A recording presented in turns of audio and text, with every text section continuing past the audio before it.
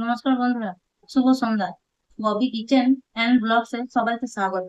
আজ আমি শেয়ার করবো তোমাদের সাথে আনারস মাখার রেসিপি। মাখার রেসিপির জন্য প্রথমে আমি আনারসটাকে ভালোভাবে কেটে নেবো।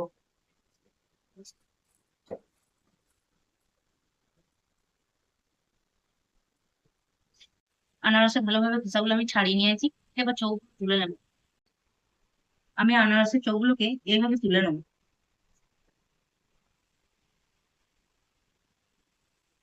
আমি আনারসটা ভালোভাবে চৌগুলো পরিষ্কার করে নিয়েছি।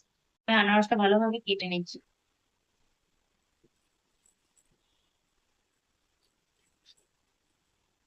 এরপর আমি মশলা দিয়ে আনারসটিকে ভালোভাবে মেখে নেবো।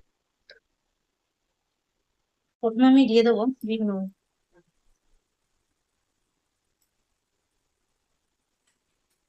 এরপর দেবো একটু ভাজা মশলা।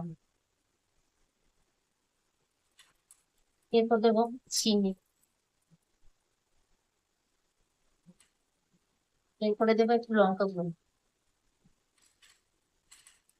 এরপর দেবো গোলমরিচের গুঁড়ো।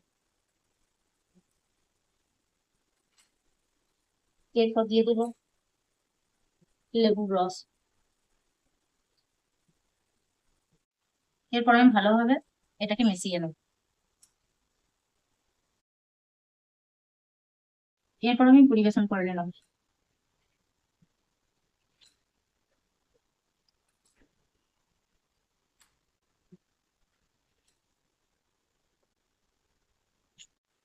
আমার আনারস মাখা তৈরি হয়ে গেছে।